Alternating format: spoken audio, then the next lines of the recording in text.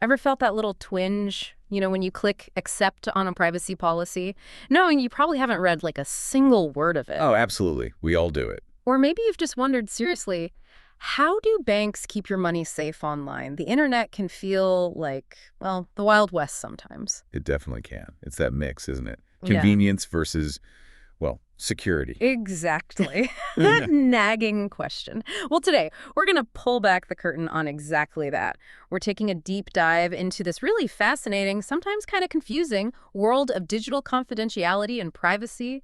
It's basically a journey into how our most sensitive information gets protected or, sometimes doesn't in this digital age we're all living in. Right. And our mission today, really, is to give you, our listener, some clarity. We're going to try and untangle those crucial differences between confidentiality and privacy. They get mixed up a lot. We'll explore the methods organizations actually use or should use to protect your data, like tracing its journey from the moment it's collected. And this is key. We'll peel back the layers on the systems and the audits, the checks and balances that are supposed to keep everyone accountable, for keeping your information secure.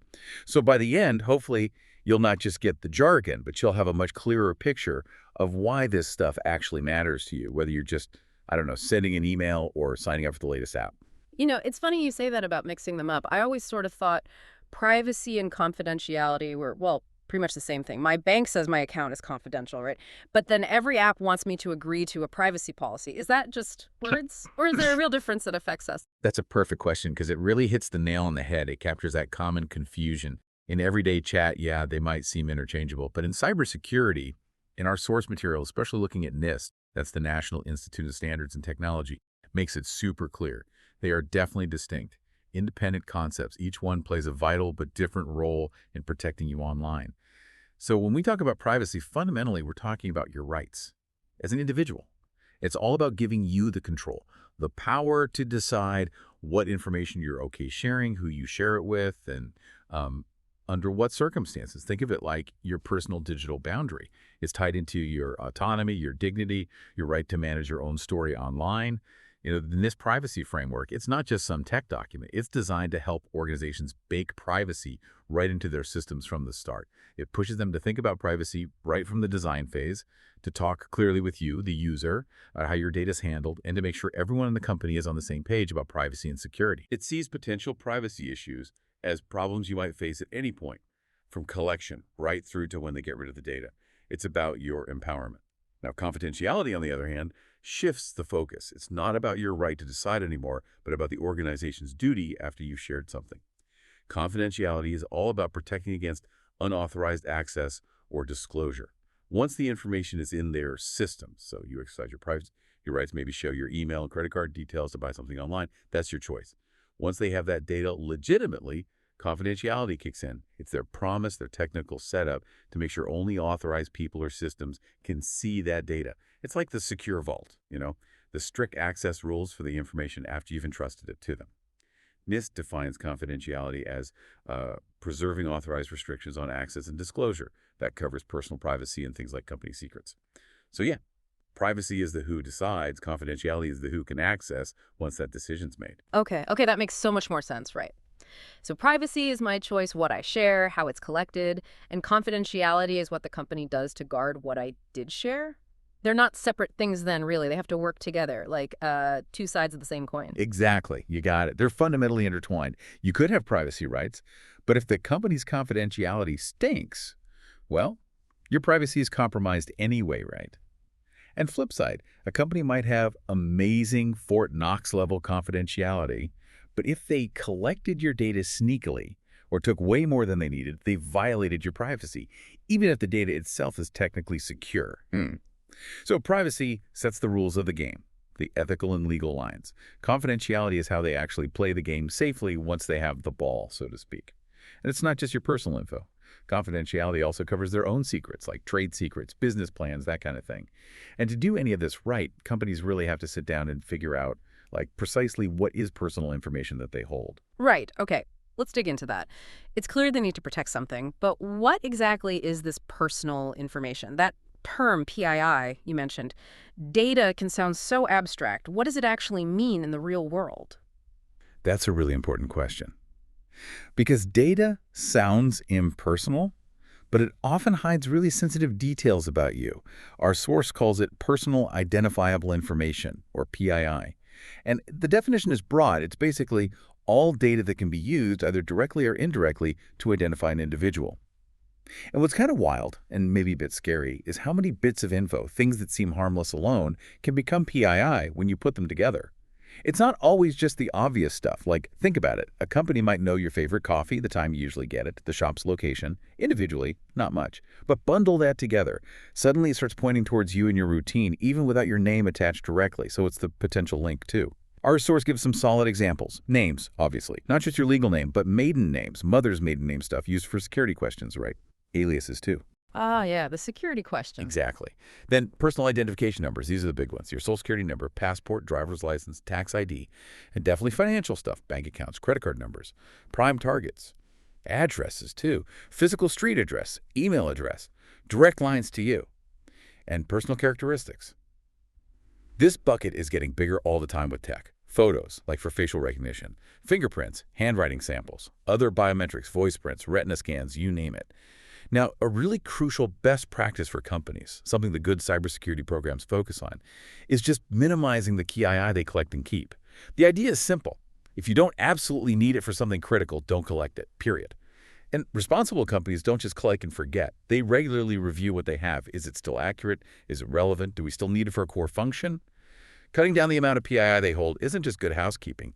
It shrinks the target for attackers.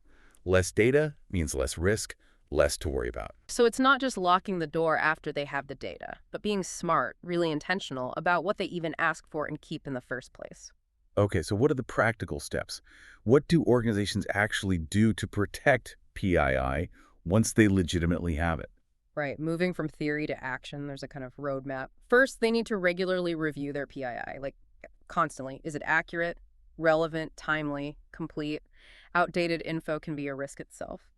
Second, tying into minimization, they actively work to reduce PII collection to the absolute minimum, always asking, do we really need this? For how long? If it's not essential, get rid of it. This can be tough for companies used to grabbing everything, but it's vital. A real mindset shift, yeah, totally. Third, they have to define really specific criteria for who gets access to what, granular levels. And they need to monitor those levels and the access list all the time. It's about need to know. Does this person really need to see this specific piece of data for their job? If not, access denied. Like a digital tiered keycard system, always under review. And finally, they need a solid plan to purge PII when it's no longer needed. Data doesn't just vanish. You need a process to securely delete it everywhere. Live systems, backups, archives. Properly, irreversibly. Okay, so they've collected it carefully, they know who can see it, what happens throughout its life with them. From collection to deletion, our source kind of breaks it down by stages, which seems helpful. Like a data life cycle, Yeah. right? Exactly. It's all about managing it through its entire life cycle. Yeah. Organizations need a structured way to handle info, to stay compliant with laws, regulations, their own policies. It's complex. This means constantly assessing risks. What could go wrong if we collect this, store it, use it, even delete it? Then figuring out protective measures, maybe alternative ways to do things to lower those risks. And the stakes are huge. Get it wrong, and you're looking at massive lawsuits, big fines, and, maybe worst of all, losing customer trust. It's hard to get back. Yeah, reputation damage can be brutal. Absolutely. So they use layers of defense.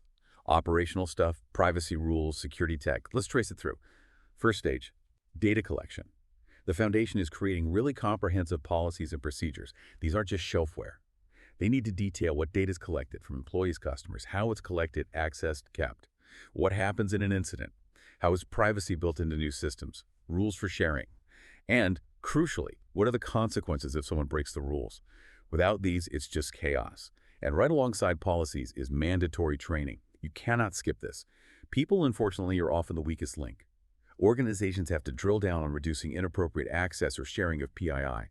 Everyone from the CEO down needs regular, relevant training, not just a checkbox exercise. They need to understand the rules and the serious impact for them and the company if they mess up. A well-trained workforce is a huge asset. That makes total sense. Set the rules, make sure everyone knows them, understands the why, and then follows them.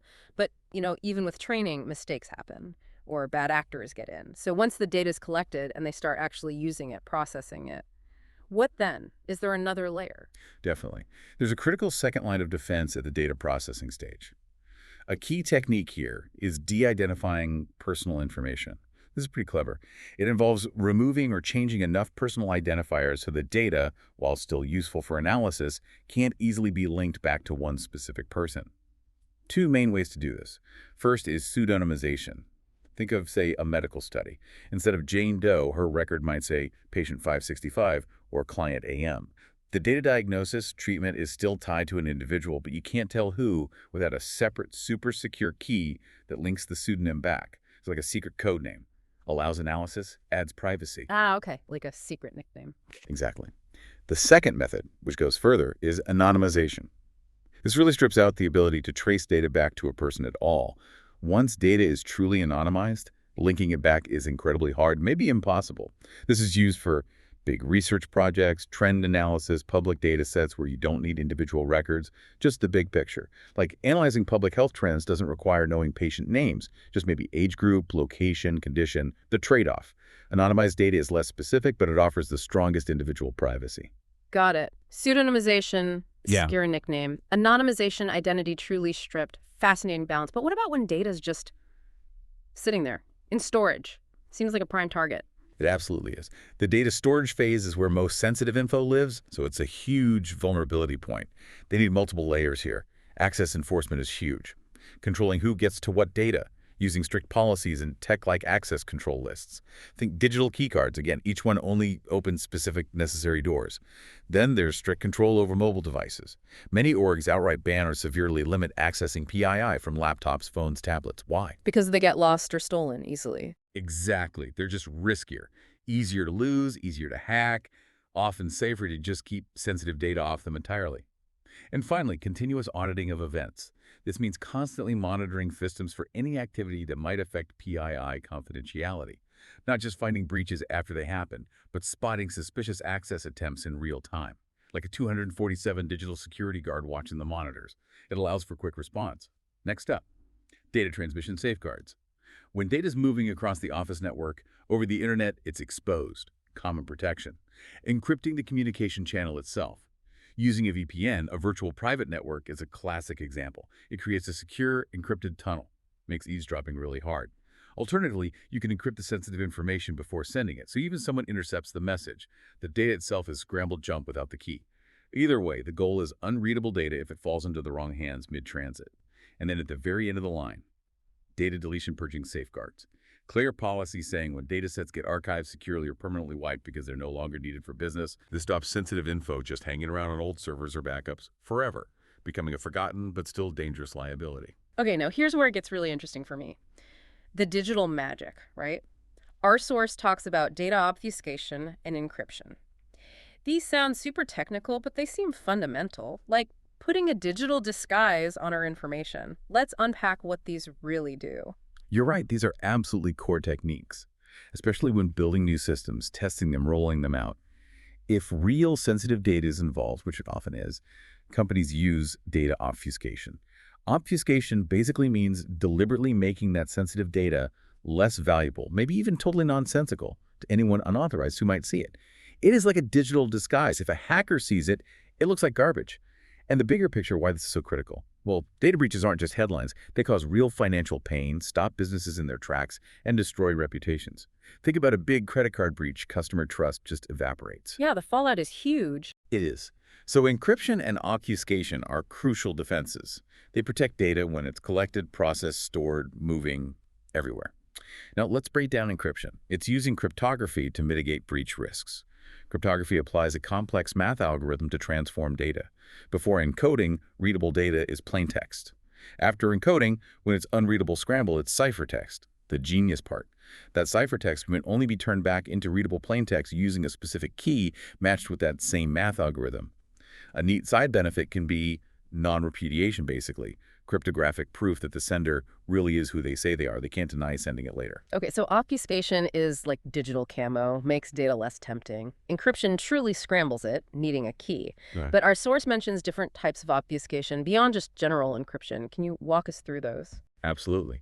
Encryption is a type of obfuscation, but there are other common applications designed to make data less useful if exposed.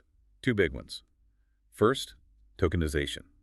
This actually removes the real sensitive data and swaps it with a placeholder, a non-sensitive value called a token. Tokens can be made in different ways, random numbers, maybe using hashing, sometimes even using encryption itself. The crucial bit is the real data, and the keys to reverse the token are locked away in a super secure separate token vault. Think Fort Knox for the keys, a key feature.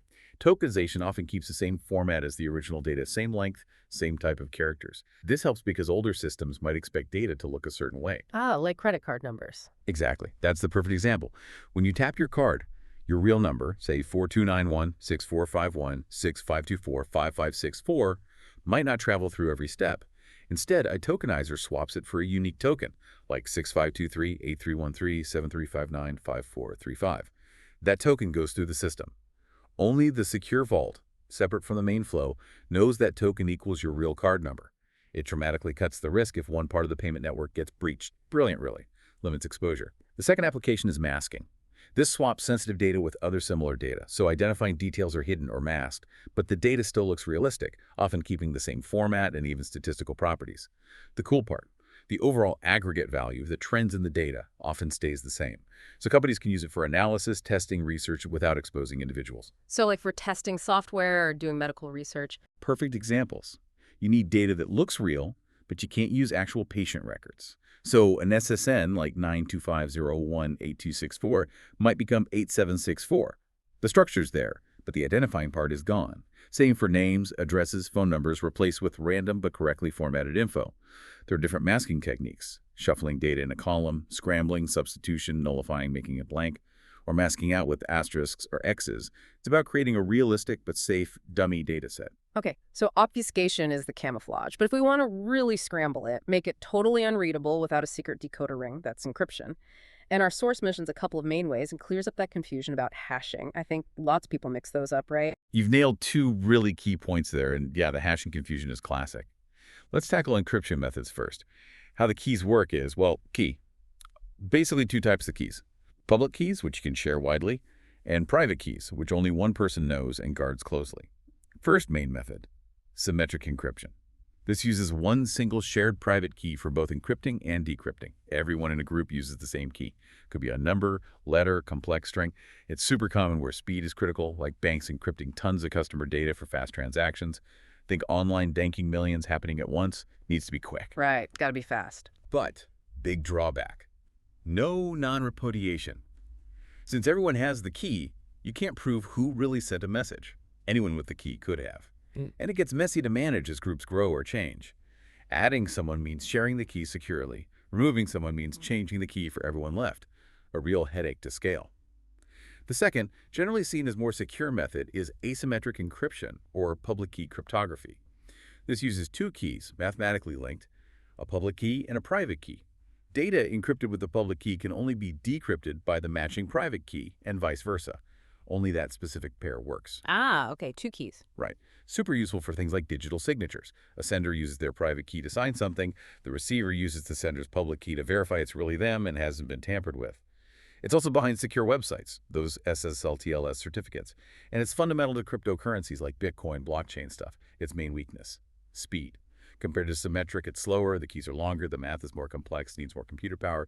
So maybe not ideal for super high volume, real-time data streams on its own. So symmetric.fast, one key, but tricky management, no proof of sender. Asymmetric, two keys, more secure, good for identity, but slower. That helps.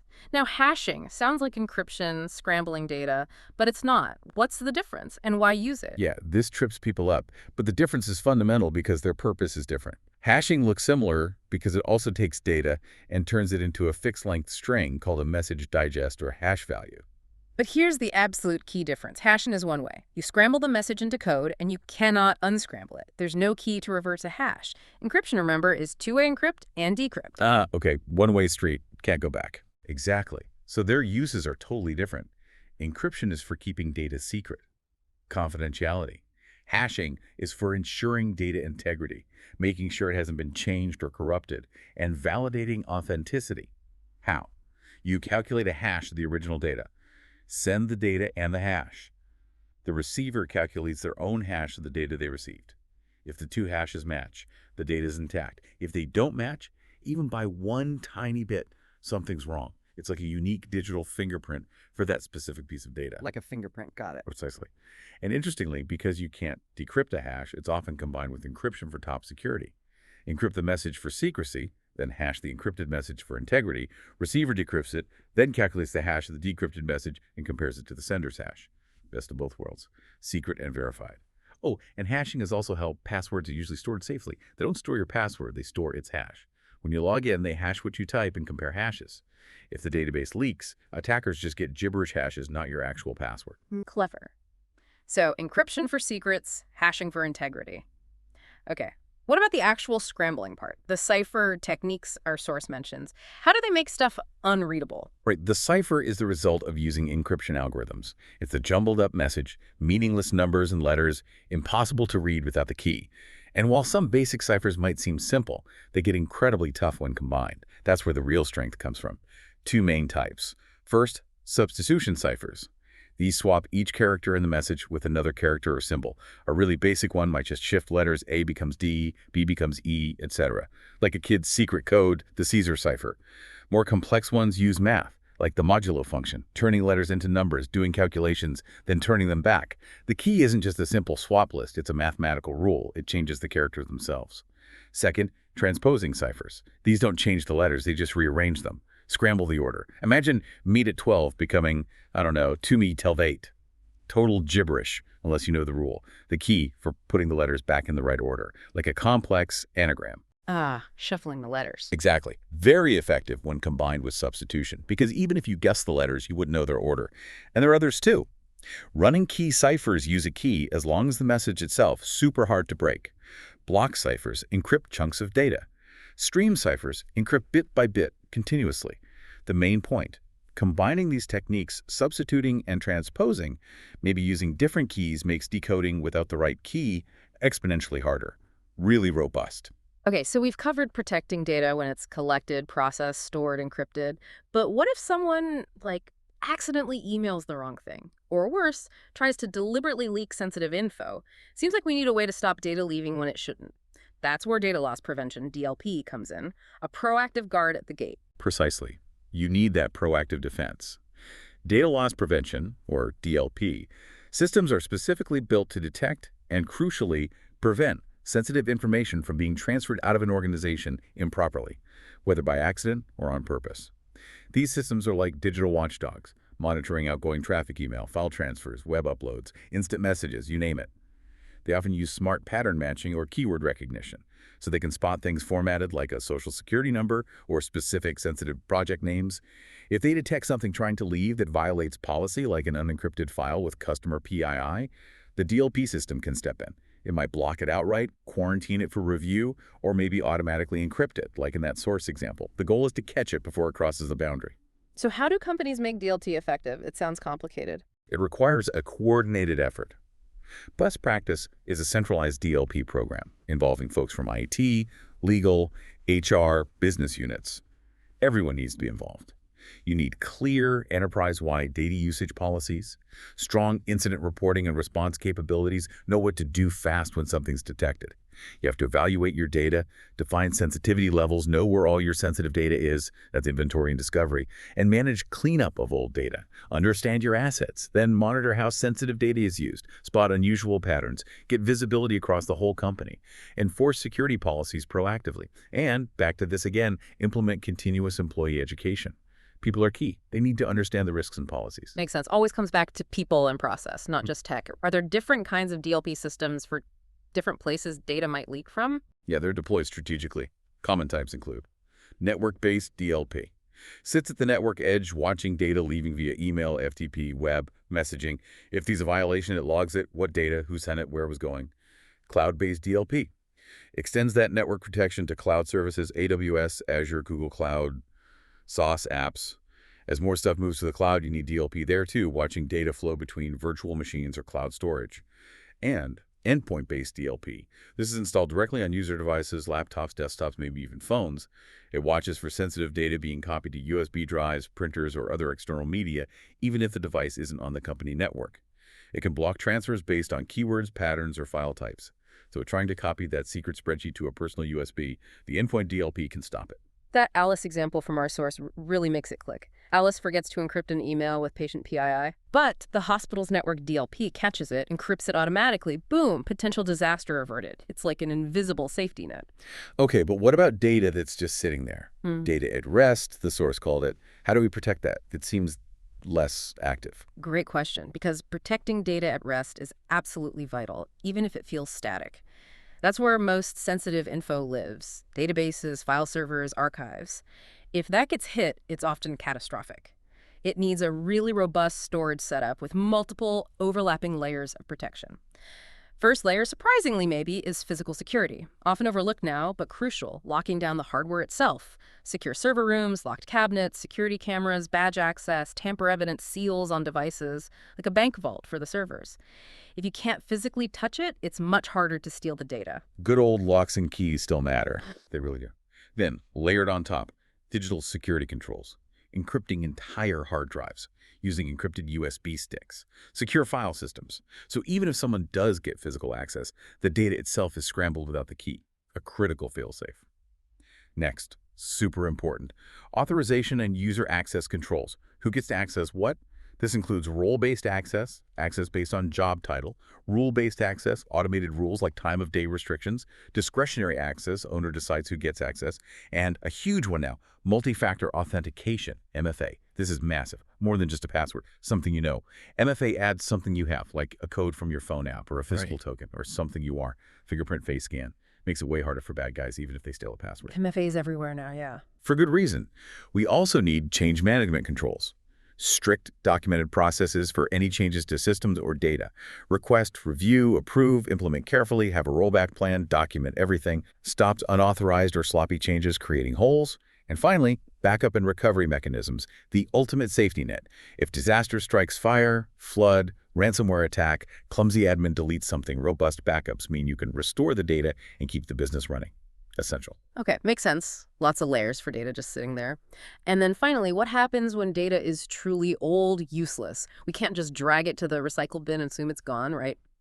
I've definitely heard stories about data recovered from supposedly wiped drives. You're absolutely right. Hitting delete is almost never enough, especially for magnetic media like traditional hard drives. Organizations need documented, reliable methods for secure removal and destruction. Prevent data remnants, the ghost of data left behind. So what are the methods? Physical destruction is the most foolproof. Yeah. Literally destroy the media. Disassemble drives, shred them into tiny pieces, melt them down. For top secret stuff, this is often the only acceptable way. No coming back from that. Sounds... It is. Then there's erasing. That's just the standard delete command. It usually just removes the pointer, the map reference to the data. The data itself often stays on the disk until overwritten. Relatively easy to recover with the right tools, like tearing out the table of contents, not the pages. Better is overwriting or clearing. This actively writes new data, often random junk, over the old data, usually multiple times. Makes recovery much harder. Purging takes clearing even further. Repeats the overwriting process many times, maybe using specific patterns, sometimes combined with degaussing. Degaussing uses a powerful magnetic field to scramble the magnetic storage on drives or tapes. Wipes it clean magnetically. However, and this is the crucial, maybe worrying part, even with clearing, purging, degaussing, some data remnants might still exist. A faint magnetic echo, especially on older magnetic media. Think of a faint shadow on an erased whiteboard. Forensic tools can sometimes recover data, reverse wiping effects. The uncomfortable truth. For really sensitive data, physical destruction might be the only 100% certain way to ensure it's gone forever. Digital data often has a stubborn physical reality. Wow. Okay, true digital oblivion is harder than you'd think. So we've covered tons of tech, encryption, DLP, secure storage, proper deletion, and the policies behind them. But how do companies actually know this stuff is working, that people are following the rules? Our source mentions walkthroughs. That sounds like a really practical, hands-on way to test things. Exactly. Policies in tech are great on paper, but you have to test them in the real world. Effective security and privacy need a strategy that involves everyone, not just IT. And to make sure that strategy actually works, when, say, a breach happens, you need periodic read-throughs and, more importantly, rigorous walkthroughs. These are often led by IT, or maybe a joint team from different departments. Let's clarify the difference. A read-through is simpler. You distribute the procedures, people read them. Helps keep everyone informed, spot outdated info, like reading the fire escape plan. A structured walkthrough is much more active. It's role-playing a scenario, a simulated security attack, a data leak attempt. Team members then have to use the documented procedures step by step to deal with it. Prevent the attack, mitigate damage, make sure leaked data is useless. It's a dress rehearsal for a crisis. Like a fire drill, but for data. Kind of, yeah. Fire drills, test emergency plans, walkthroughs, test incident response plans. Walkthroughs are more common for data security, though. They involve people actually showing how they follow procedures, providing real evidence. They usually happen in phases.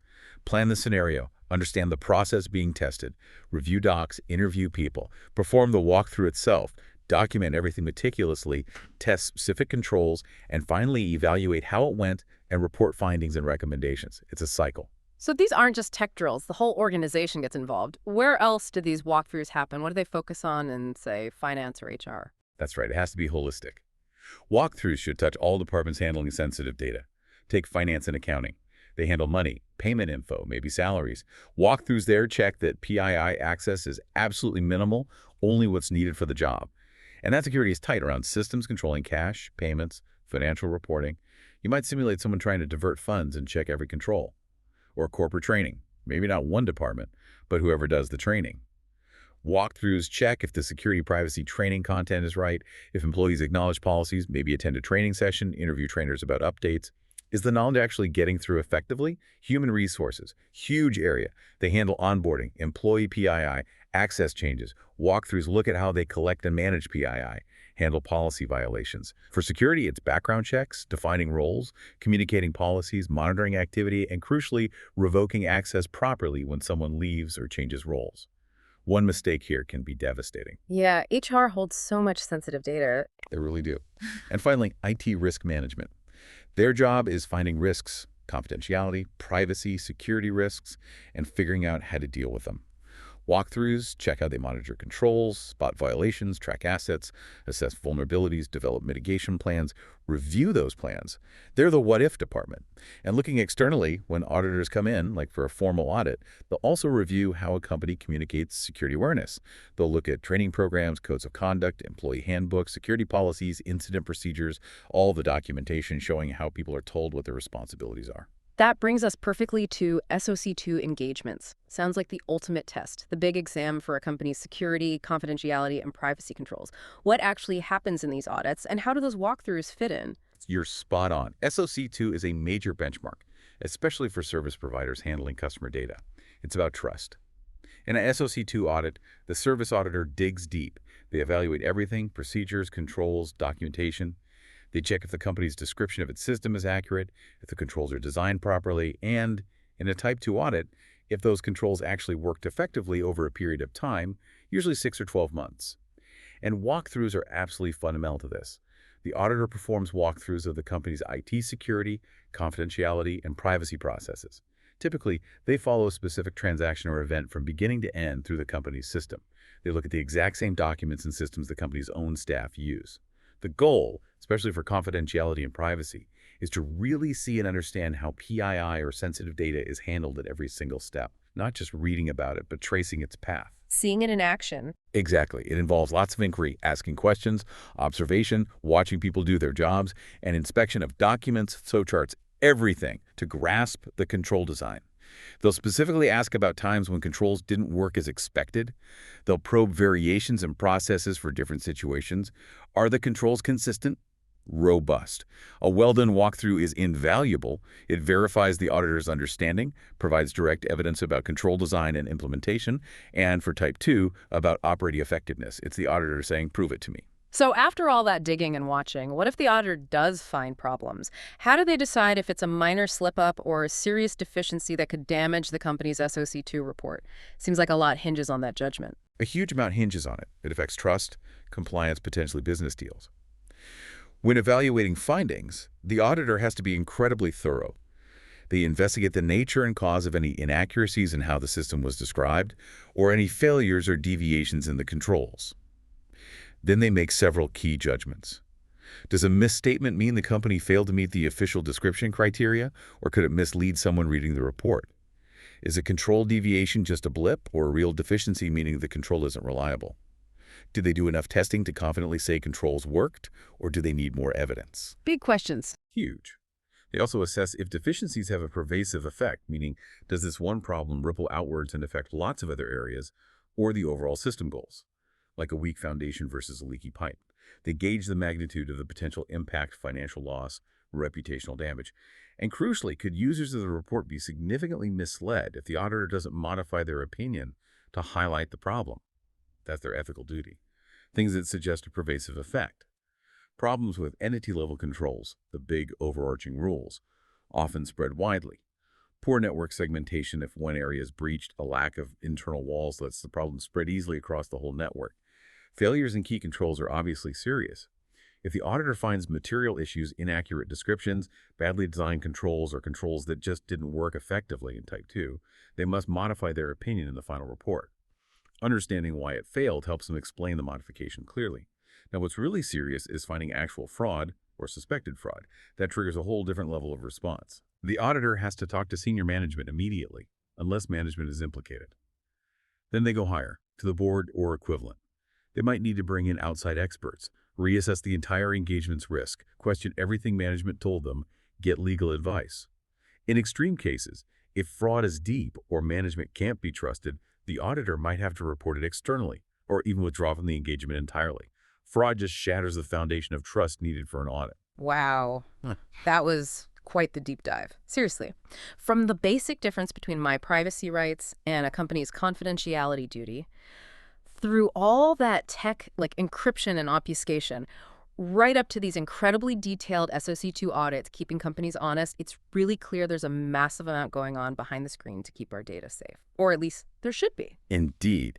And what really stands out, I think, is that it's not just about the technology, is it? It's this whole ecosystem. It's strong policies, disciplined procedures, continuous training, making sure people get it, and constantly checking and improving things every single time you share info online. All these layers are supposed to be there, working together like an invisible shield. So what does this all mean for you listening right now? Well, next time you see a headline about a data breach, maybe you'll have a clearer sense of what might have gone wrong. Was it a confidentiality failure, bad access controls, a privacy policy violation from the start, weak encryption? Knowing if this stuff doesn't just make you informed, it empowers you, right, as a digital citizen, makes you ask better questions, maybe be a bit more careful where you share things. It really does. And it leaves us with a big question, doesn't it? Looking ahead, with threats always changing, tech always evolving, what do you think will be the hardest part of data security for organizations to handle in the next, say, 5 years? And maybe more personally, how does understanding these differences, privacy versus confidentiality, encryption versus hashing housing out, how might that change your own habits online or what you expect from the companies you deal with? That is a perfect thought to chew on. We really hope this deep dive gave you some useful insights, maybe spark some more curiosity about how this digital world of ours actually works. Until next time, keep digging.